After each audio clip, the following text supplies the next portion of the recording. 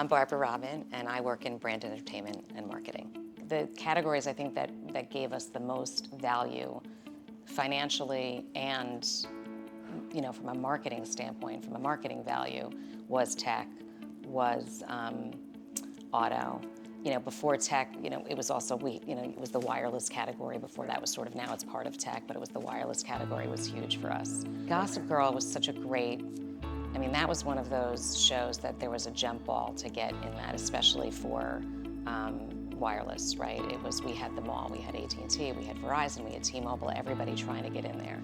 And it's so funny to think back that just sending a text message was a really big feature. Yeah. You know what I mean? Taking a picture and sending it to somebody else was huge. I remember we did that on Vampire Diaries, and it was huge.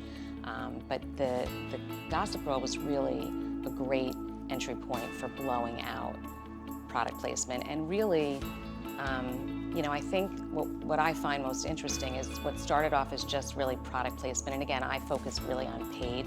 Everything I did was paid.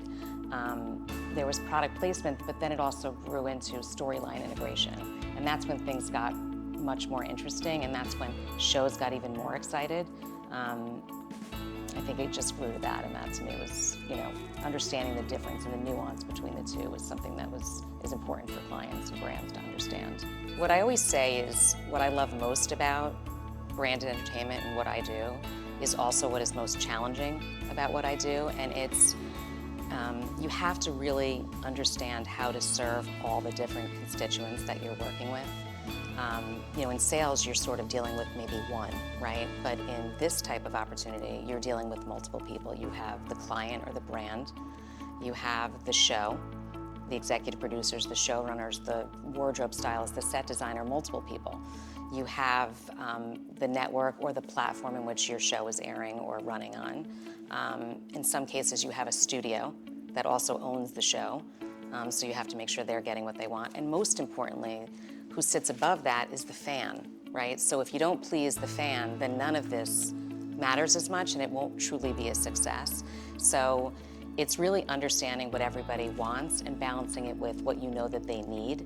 And I think that is the most challenging and also the most rewarding when you're able to bring that all together.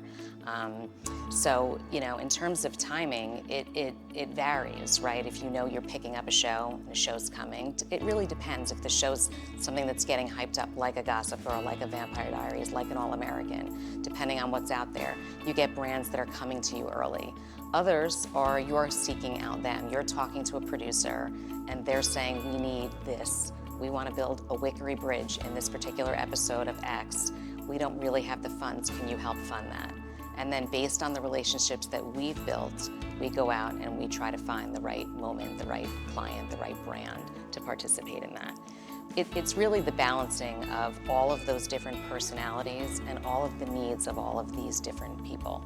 And bringing them all together. I've always found it harder to sell a first-year show that has no built-in equity, right? If it's something that there's already equity in, that's either a spin-off or it's coming off of a comic book or something, then that's one thing. But with no equity, just brand new show, brand new cast, brand new story, it's a little bit more challenging.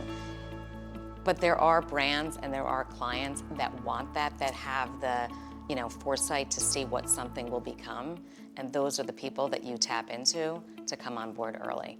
If the agency understands the business, right, it's really important that they understand the business. I think the agencies that focus on placement and integration and storytelling and brand and entertainment really understand the nuances.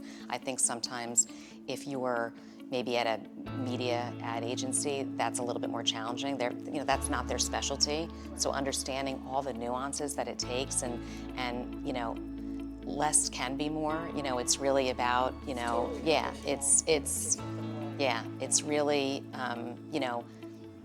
oftentimes the brand itself just wants to be seen and wants to be heard in the biggest way possible. But an agency that's representing that brand that understands the business will say it's not about, it's like anything in life, it's not about the quantity, it's about the quality. So something smaller and something subtle will move the needle so much further than something that's big and loud.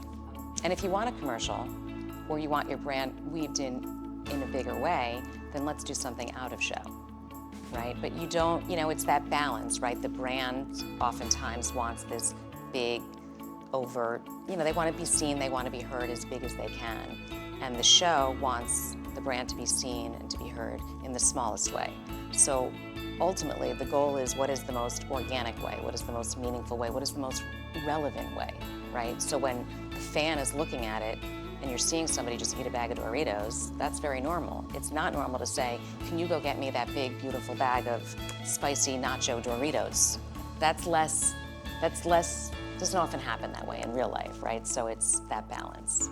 Everyone's not gonna get what they want, but if you do it right, everybody will get what they need, and ultimately, it'll be a success.